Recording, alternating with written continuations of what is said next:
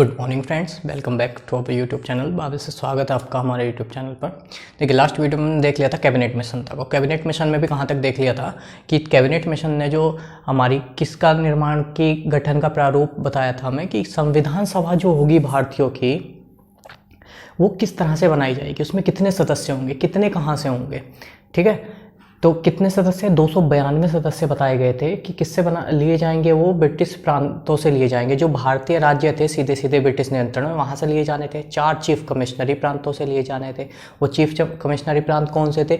दिल्ली था, कुर्ग था, बलूचिस्तान था और अजमेर था। उसके बाद 93 सदस्यों को क्या होना था? मनोनयन होना था। देशी रियासतों से वो क्या किए जाने थे? मनोनीत किए जाने थे। देखिए, इस सब के बारे में हमारी इस सब के बारे में मेरी चर्चा जो है इससे पहले वाली वीडियो में हो चुकी है, तो आप को वो देखनी होगी उससे पहले। उसके बाद ही आपको ये इस चीज़ें सारी कनेक्ट हो पाएंगी। उसके अब हम आगे नेक्स्ट वीडियो है ये, उसके नेक्स्ट जो भी बची हुई चीज़ें हैं इस वीडियो में, इसके बाद 1 या 2 वीडियो अभी हो रहेगी संविधान सभा की, फिर कुछ नहीं बचेगा आपके। देखिए, अब हम कैबिनेट मिशन से आगे शुरू करते हैं। क्या हुआ जब कैबिनेट मिशन ने 389 सदस्यों की एक दिया, हमें प्रारूप दिया कि भाई इस तरह से ये सारी चीज़ें होंगी, संविधान सभा का गठन इस तरह से किया जाएगा, ये होगा वो होगा। ठीक है, तो उसी के लिए जो चुनाव होने थे, वो जो मनोनीत सदस्य थे उनके लिए चुनाव नहीं होने थे, वो तो देशी रियासतों से सीधे इसी तरह से आने थे। लेकिन जो बाकी सीट्स थी उन पर क्या होने थे? हमारे चुनाव होने थे। तो वही क्या था कि ये लिखा हुआ है कि जुलाई अगस्त में आम चुनाव संपन्न कराए जाते हैं। जुलाई अगस्त 1946 में आम चुनाव क्या कराए जाते हैं? संपन्न कराए जाते हैं। और जो आम चुनाव कराए गए उनमें स्पष्ट बहुमत प्राप्त हुआ कांग्रेस को। देखिए, जो आम चुनाव कराए गए उसमें आईएनसी को कितनी सीटें प्राप्त होती हैं? 208। मुस्लिम लीग को कितनी सीटें मिलती हैं? 73। और जो अन्य थे उनके खाते में कितनी सीट जाती हैं? 15 सीट जाती हैं। तो इस तरह से क्या हुआ, हमारी जो भारतीय राष्ट्रीय कांग्रेस है, इंडियन नेशनल कांग्रेस, उससे स्पष्ट बहुमत प्राप्त हो जाता है। उसी के क्रम में क्या होता है कि 2 सितंबर 1946 को, डेट बहुत महत्वपूर्ण है, याद रखना, बहुत बार पूछा गया है ये प्रश्न। 2 सितंबर 1946 को जो वायसराय था भारत का उस समय, कौन था? Lord Wavell.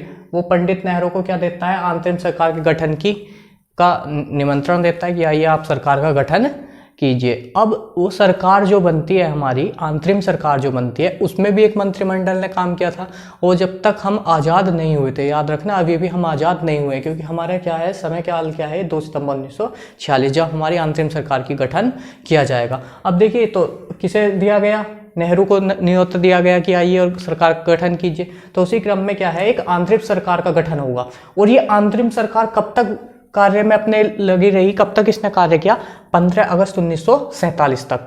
15 अगस्त 1947 तक यही अंतरिम सरकार रहेगी। अब ये बहुत महत्वपूर्ण प्रश्न है अपने आप में, सारे प्रश्न बने हुए हैं, बताऊंगा लास्ट में किस तरह से प्रश्न बना था, इसलिए मैंने ज़्यादा कंटेंट इस वीडियो में नहीं लिया है। लास्ट में बताऊंगा किस तरह से एक एग्जाम में प्रश्न बना था, इन दोनों ही हमारे किससे? मंत्रिमंडल से। देखिए, जो अंतरिम सरकार का गठन हुआ 2 सितंबर 1946 को, जब अंतरिम सरकार बनाई गई, तो उसमें सबसे पहले पूछता है उस अंतरिम सरकार में भारत का राष्ट्रपति कौन बना था? तो लॉर्ड वेवेल। अब बहुत सारे बच्चों को कन्फ्यूजन होता है कि ये राष्ट्रपति और प्रधानमंत्री में, क्योंकि जवाहरलाल नेहरू हमारे देश के पहले प्रधानमंत्री थे, लेकिन वो स्वतंत्रता के बाद बने ना पहले प्रधानमंत्री। अभी हम स्वतंत्र कहाँ हुए? 1946 की बात है, और हम स्वतंत्र कब हुए? 15 अगस्त 1947 को। तो इसलिए अभी राष्ट्रपति या प्रधानमंत्री नहीं बनेंगे नेहरू प्रधानमंत्री कब बनेंगे? आज़ादी के बाद। लेकिन अभी हम आज़ाद नहीं हुए। तो अंतरिम सरकार का जो गठन हुआ उसमें राष्ट्रपति कौन बने? वेवेल बने। और जो कब तक रहे? फरवरी 1947 तक इस अंतरिम सरकार के राष्ट्रपति के पद पर बने रहे। उसके बाद उनके जब ये हट जाते हैं, अपना इनका कार्यकाल समाप्त हो जाता है, उसके बाद एक माउंटबेटन जो वायसराय है भारत का, वो बनता है। और स्वतंत्रता तक क्या बना रहता है? ये भारत का वायसराय भारत की अंतरिम सरकार के राष्ट्रपति के पद पर बना रहता है। उसी अंतरिम सरकार में जो उपराष्ट्रपति का पद था वो किसके पास था? जवाहरलाल नेहरू। और इनके पास और क्या था? विदेश मंत्रालय और राष्ट्रमंडल से संबंधित प्रभार जो दिया गया था वो किसे दिया गया था? जवाहरलाल नेहरू को दिया गया था। तो आपसे एक प्रश्न पूछा गया है कि अंतिम सरकार में नेहरू किस पद पर थे? तो उपराष्ट्रपति। और अंतरिम सरकार में उपराष्ट्रपति का पद किसने शोभित किया था? तो जवाहरलाल नेहरू। उसके बाद गृह मंत्रालय और सूचना एवं प्रसारण मंत्रालय किसके पास था? हमारे सरदार पटेल, जिन लौह पुरुष के नाम से भी जाना जाता है। कृषि और खाद राजेंद्र प्रसाद। कृषि एवं खाद्य मंत्रालय राजेंद्र प्रसाद के पास था। और वाणिज्य इब्राहिम इस्माइल चुंदरीगार के पास था। रक्षा मंत्री कौन बने थे अंतरिम सरकार में? तो बलदेव सिंह थे। वित्त मंत्री लियाकत अली खान। शिक्षा व कला मंत्री, शिक्षा मंत्रालय किसके पास था? राजगोपालचारी, सी राजगोपालचारी के पास था। रेलवे किसके पास था? आसफ अली। दूसरा स्वास्थ्य किसके पास था? जी अली खान। श्रम किसके पास था? जगजीवन राम। विधि जोगेंद्र नाथ मंडल। डाक व वायु यातायात अब्दुल राव निस्तर। और खनन व बिजली HC भाभा। अब ये अंतरिम सरकार कार्य कब तक करती रही? लगातार ये जो मंत्रालय है, इस तरह से ये मंत्रालय बना दिए गए और उसका प्रभार दे दिया गया लोगों को। अब ये अंतरिम सरकार जो है लगातार बनी रही और इसने कार्य किया 15 अगस्त 1947 तक। अब 15 अगस्त 1947 में हमें आज़ादी मिल जाती है। उसके बाद एक सरकार का फिर से गठन होता है जिसमें प्रधानमंत्री क्या बनते हैं? कौन बनते हैं? जवाहरलाल नेहरू। अब इसमें क्या है कि कुछ मंत्रालय जो है चेंज कर दिए जाते हैं। अब प्रश्न यहां से बनता है बच्चों कि भारत के पहले स्वतंत्र भारत के पहले विधि मंत्री का नाम बताइए। या स्वतंत्र भारत के पहले विधि मंत्री कौन थे? डॉक्टर अंबेडकर। लेकिन यहां देखो विधि मंत्री कौन है? जोगेंद्र नाथ मंडल।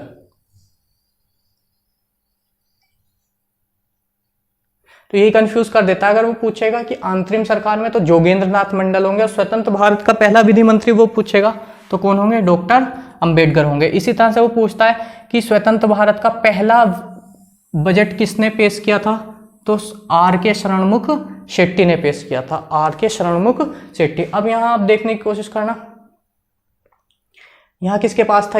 वित्त एवं वाणिज्य इब्राहिम इस्माइल चंद्रिकार के पास था। लेकिन यहाँ क्या थे? पोर्टफोलियो बदल दिए गए। इनके जो मंत्रालय थे, बहुत सारे मंत्रालय क्या कर दिए गए? बदल दिए गए। इसमें प्रधानमंत्री कौन बन गया? जवाहरलाल नेहरू। वित्त मंत्री RK शरणमुख शेट्टी। रेलवे परिवहन मंत्री जॉन मथाई। अब देखिए यहाँ रेलवे किसके पास था? अरुणा आसिफ अली के पास था। जो हमारे अंतरिम सरकार थे उसमें किसके पास था? अरुणा आसिफ अली के पास था। लेकिन यहाँ किसके पास चला गया? रेलवे एवं परिवहन जॉन मथाई के पास। और शिक्षा एवं कला डॉक्टर अबुल कलाम आजाद के पास। और ये यहाँ किसके पास था? शिक्षा व कला श्री राजगोपालाचारी के पास। और खनन व बिजली VN गौडगिल। जो किसके पास हुआ करता था? HN भाभा के पास, CH भाभा के पास हुआ करता था। तो लास्ट में क्या छत्तीसगढ़ PCS में शायद ये प्रश्न बना था कि निम्नलिखित में से किन किन के पोर्टफोलियो बदल दिए गए थे? मतलब कि किन किन के मंत्रालय जो थे, आजाद भारत जब हुआ तो उसका मंत्रिमंडल का गठन हुआ तो वो बदल दिए गए थे। ये प्रश्न बना था, इसलिए मैंने दोनों पैरेलल लिख दिए, समान लिख दिए दोनों। अब आप इनका देख सकते हैं कि किसके पास क्या था और यहाँ आने के बाद किसके पास क्या बदल गया था। ठीक है, इस तरह से ये प्रश्न बनता है। ठीक है, अब इसके आगे नेक्स्ट वीडियो में चर्चा करते हैं।